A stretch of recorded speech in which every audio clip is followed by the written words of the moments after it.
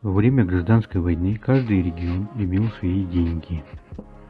Так и Закавказская социалистическая федеративно-социалистическая республика выпускала свои деньги. Например, бона достоинством 1 миллиард рублей. В состав ЗСФСР входили Армения, Грузия, Азербайджан. Эти деньги просуществовали недолго, 24 год.